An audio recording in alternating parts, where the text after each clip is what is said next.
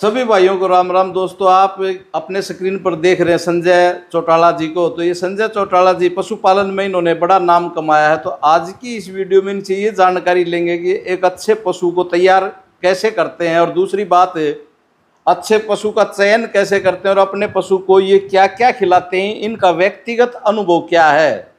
और पशुपालन में आज के दिन जब हम बात करते हैं तो दूध के रेट नहीं मिलते, कहीं सूखे चारे के रेट ज़्यादा हैं। तो आज के दिन कोई युवा पशुपालन में आना चाहे तो उसके लिए संजय भाई अपने अनुभव के आधार पर क्या राय देंगे, इस तरह की पूरी जानकारी इस वीडियो में आपको मिलेगी। तो चलिए दोस्तों, वीडियो शुरू करते हैं।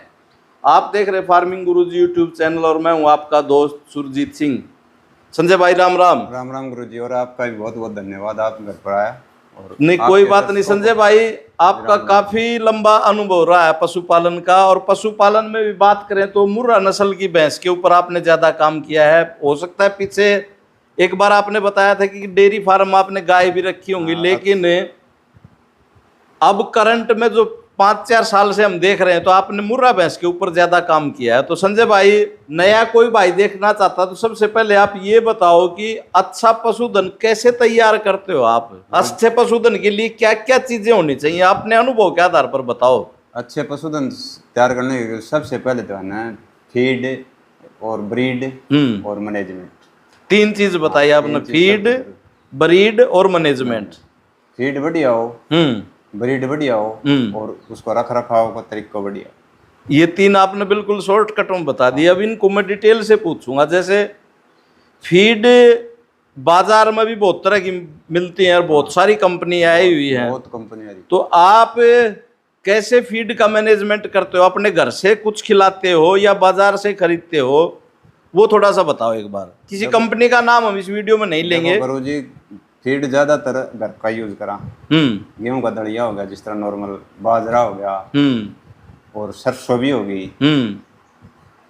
बाकी बिंदोड़ा तो देखो खरीद के लाना पड़ा बाजार। मैं अपना 3 चीज यूज करा ज्यादातर अभी। बिंदोड़ा की खड़, बिंदोड़ा और गेहूं का दलिया। और जो छोटा बच्चा है या बाकड़ी भैंस है उनके बाजरा का आटा यूज करा। अच्छा अच्छा, तैयार करना खाता। तो ये सारी चीजें एक विशेष अनुपात में आप मिलाते होगे फिर? हाँ, विशेष अनुपात में। जिस तरह 1 किलो बिंदोड़ा हो गया, 1 किलो 1.5 किलो खड़ होगी, 1.5 किलो दलिया हो गया, गेहूं का दलिया। ये तो अब जैसे डेयरी फार्म में हम देखते हैं कि लोग उसको पानी में भिगो कर ही खिलाते हैं। बहुत सारे लोग हरियाणा में तो खासकर, क्योंकि बिनोला जहाँ जाता है, मेरी जहाँ तक समझ है, उसको पका कर खिलाते हो। तो आप इस सारे को पका कर खिलाते हो या आधे को पका कर खिलाते हो, या कैसे करते हो, वो भी थोड़ा सा बताओ। पका के देवा गुरुजी। पकेड़ा अनाज होगा ना, वो पशु कम खागा, बढ़िया उत्पादन देगा। कम खर्चा में ज्यादा उत्पादन। तो ये सारी चीजों को ही पकाते हो आप? सब चीजों को, दलिया, बिंदोड़ा और ये जो है ना पका लिया, खड़ भिगो के मिला लिया उसमें। खड़ भिगो गया, मेथी भी पक जाए उसके अंदर। और जो हम फीड बेची देवा है उसमें पशु ज्यादा खागा और उत्पादन मिलेगा कम। अच्छा अच्छा अच्छा, और पके हुए को कम खाएगा और उत्पादन ज्यादा देगा। कम ज्यादा। तो आपके कहने का मतलब मैं तो ये समझ पाया कि जहाँ तक फीड की बात है, ज्यादातर अपने घर से ही जरूरत पूरी हो जाती है, सिवाय बिनोड़े को छोड़कर। हाँ, तो घर से ही पूरी हो जाए लगभग। बिनोड़ा तो लेना पड़ा बाहर। हाँ, बिनोड़ा तो बाहर से ही आएगा। और फीड भी कई बार के ज्यादा पशु हो जाए भाई, गेहूं भी कई बार थोड़ा बने बोआ कम रखा घर पर, तो फीड भी लेनी पड़ जाए। वो एक अलग सिस्टम। लेकिन घर का अनाज ज्यादा देने की कोशिश करा, और उस समय फायदा है। घर का अनाज, घर का फूस और खेत का हरा चारा होगा ना, तो ये पशुपालन में फायदा है। नहीं तो मोल का तो कुछ भी कौन बचा। हमने 2016 में डेयरी करी थी कचप गाय की, 2015-16 में करी थी। उस टाइम भी दूध कचप गाय को आज 38 रुपये किलो। अच्छा अच्छा, लंबा गैप हो गया। लंबा कितना दिन हो गया, लेकिन खर्चा बढ़ गया दूना।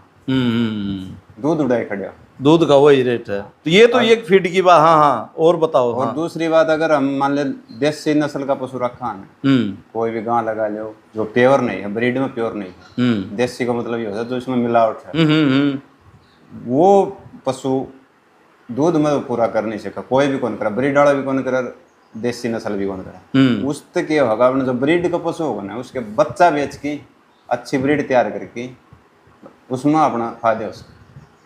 अच्छा हाँ, अब फीड से अगली बात मैं ब्रीड के ऊपर ही आने वाला था। तो आपकी जो ब्रीड है ये मुर्रा नस्ल है? हाँ मुर्रा। मुर्रा नस्ल के ऊपर काम कर रहे हो आप।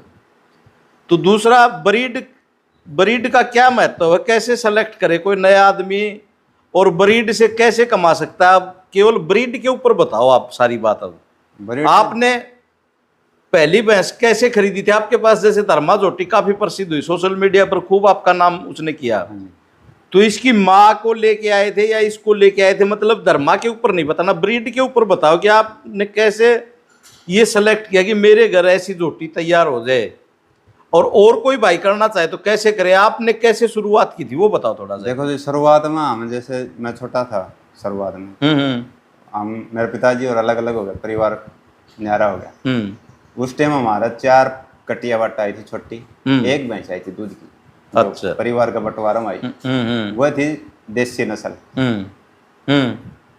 लोकल थी। वह कटिया हमने तैयार करी, खूब खुआयो। वह भैंस भी तो दूध पीने थी, वह बेची ने। कोई 8,000 की बिकी, कोई 10,000 की बिकी, एक जोटी 13,000 की बिकी। अच्छा। उसके बाद में फिर खर्चा इतना हो गया, खड़ बिंदोड़ा का 1 साल में हिसाब करवा के यहाँ दुकानदार को उतरदा को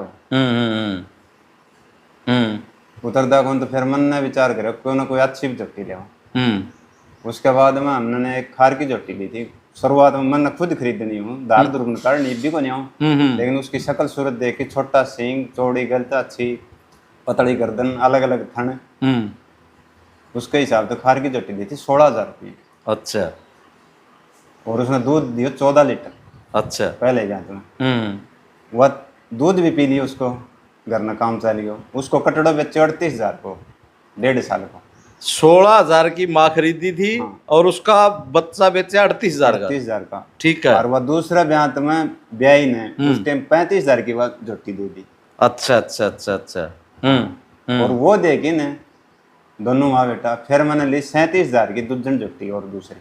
ठीक है। 17 किलो दूध तोल की। हाँ, आपके पास पैसे आ गए, नगद 38,000 आ गए। उसका नीचे कटी है।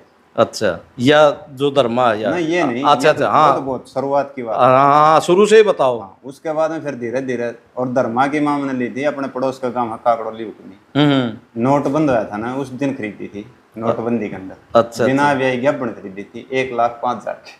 अच्छा, इसकी माँ? इसकी माँ। और यह है उसकी तीसरे ब्याह की। इसकी माँ ने इससे पहले एक कटिया दी थी, एक कटड़ा दिया था।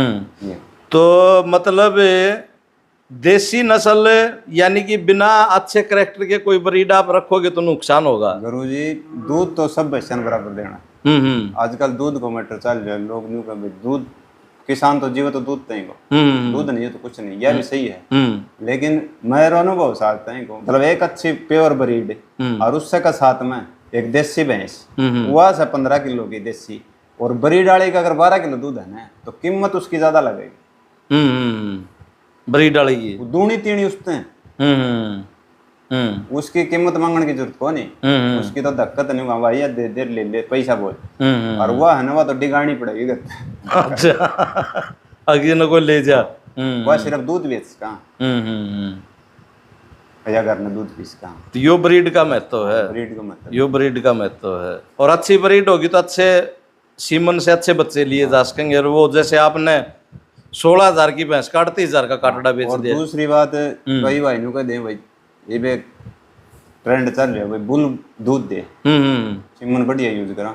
गुरुजी एक सच्चाई बताऊं आज, दुनिया मेरा कितनी करडी हो जी मेरे अभी ना ना ना, बताओ बताओ जो आपने। सीधी बात है, अगर अपने पास खेत बढ़िया नहीं है ना, जमीन बढ़िया नहीं है, अपने मतलब कहने का मतलब अपनी मैनेजमेंट या अपना जिस भैंस का बीज रहा वह कुछ नहीं है ना, तो वह बच्चा बढ़िया कौन दे।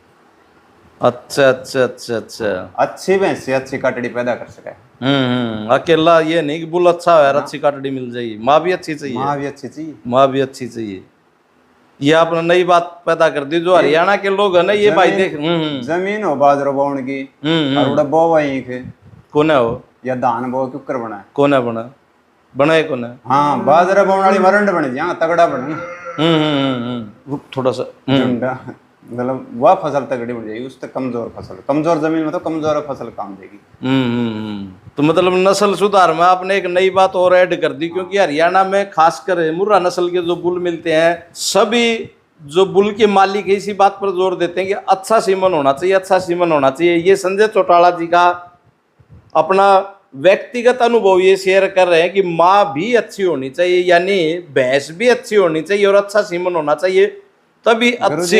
एक बात और भी है, मान लो आप इन ब्रीड पे और ब्रीड की झोटी खरीद ली खार की, सुथरे सिंग की, अच्छे पेट पुट्ठे की, अच्छे थन लेवटा फैसले की, सारी चीज सुथरी, उसमें दूध कम है, 10 किलो दे हवा 11 दे, फिर उस पर बढ़िया दूध वाली भैंस को यूज करके उसको दूध बढ़ा सका, अगली पीढ़ी में बढ़ जाएगा। हाँ, सुंदरता को नहीं बढ़ा, दूध बढ़ा सका, इसलिए अच्छी माँ जरूरी है। हाँ। तो होगी दो बात, ब्रीड फीड की भी होगी, ब्रीड की भी होगी। तो संजय भाई अब बात मैनेजमेंट की आती, क्योंकि इस काम को कोई डेयरी फार्म के रूप में करना चाहता है, 15 से 20 भैंस रखता है, तो फिर नया आदमी तो, और खासकर लेबर के भरोसे करता है तो बड़ा विचलित हो जाता है लेबर। हाँ, तो आपका क्या अनुभव, आप मैनेजमेंट में किन किन चीजों को काउंट करते हो, एक एक बताओ आप बारीकी से। मैनेजमेंट में पहली बात तो यह गुरु जी, साफ सफाई। ठीक है, या नहीं को मैं भाई अच्छा रुपया लगा शेड बनाओ बढ़िया, लेकिन वो जिसको भी कच्चो पक्को जिसको भी वो उसकी सफाई रखनी बहुत जरूरी है। आधी बीमारी तो सफाई की वजह था। पशु न खुआ दो 10 किलो चाट, अगर उसको हाथ नहीं फेरे शाम सुबह नवाया नहीं है तो उसके बाद दो लगो खाए थी, गोड्डा गोड्डा गाय में खड़ी रहे, गोबर की भरी रहे, हाँ तो बीमारी पकड़ेंगी यार, वो मतलब कम ग्रोथ करा। तो संजय भाई का जो हरियाणा से बाहर के लोग, उनके लिए कहना ये है कि मैनेजमेंट में सबसे पहला रोल साफ सफाई का है, क्योंकि साफ सफाई ही एकमात्र ऐसी चीज है जो पशुधन को बीमारियों से बचा सकता है। फीड में आप उसको कितना ही अच्छा खिलाएं, यदि आपका फरस गंदा है और पशु की खवान तो ज्यादा सेवा लग गया, हरियाणवी भाषा में ये कहा करते हैं, सेवा लग गया। और एक बात और ऐड कर देना चाहता हूँ इसमें, जो आजकल क्या, थनैला एक ऐसा रोग है जो यदि एक बार हो गया तो निश्चित ही आपके पशु को और आपको नुकसान देगा ही देगा। और थनैला रोग के ऊपर जहां तक मेरा अपना भी व्यक्तिगत अनुभव है और जो विशेषज्ञ डॉक्टरों से मैंने बात की है, इस थनैला रोग का 85 से 90% ये बाहर से बीमारी लगती है पशु को, अंदर से तो बहुत कम चांस है कि थनैला बनकर आता है। इसका वायरस आपके फरस से एंट्री करता है। तो संजय भाई ने जो सफाई की बात बताई ना, तो देखिए दोस्तों, जो नए लोग इस वीडियो को देख रहे हैं कि इतनी बड़ी बीमारी और लगती कहाँ से, वो बाहर से लगती है। थनैला रोग बाहर से ही पकड़ता है पशु को। इसके ऊपर और बातें करनी होंगी तो हम किसी अन्य वीडियो में करेंगे। तो संजय भाई आपने बताया मैनेजमेंट के अंदर सबसे पहला साफ सफाई। तो दोस्तों इस प्रकार आप भी डेयरी फार्म के काम में आना चाहते हैं या नया पशुपालन शुरू करना चाहते हो तो संजय भाई ने अपना व्यक्तिगत अनुभव आपके साथ शेयर किया। इस पूरे अनुभव में जो इन्होंने 3 चीज़ों में बात समेट दी थी, लेकिन मैंने उन तीनों को भी जहाँ तक मेरी समझ थी और ज़्यादा डिटेल में इनसे निकलवाने की कोशिश करी। फीड, ब्रीड और मैनेजमेंट, यही 3 मुख्य बिंदु हैं जिसमें आप सफल हो सकते हैं। तो संजय भाई ने अपना अनुभव आपके साथ शेयर किया। कौन सा पॉइंट आपको सबसे अच्छा लगा कमेंट में आप लिख सकते हैं। और साइड में एक हाइप का बटन होगा, उसको आप दबा देंगे तो आपका कोई पैसा नहीं कटता, वीडियो की रीच बढ़ जाती है। तो यह वीडियो आपको कैसी लगी कमेंट करके ज़रूर बताएगा। और जो भाई बहन पहली बार इस चैनल की वीडियो देख रहे हैं सब्सक्राइब कर लें ताकि आने वाली वीडियो का नोटिफिकेशन आप तक पहुंचता रहे। अपनी वाणी को विराम देता हूं। धन्यवाद। जय हिंद, जय जवान, जय किसान। संजय भाई आपका बहुत बहुत धन्यवाद। राम राम।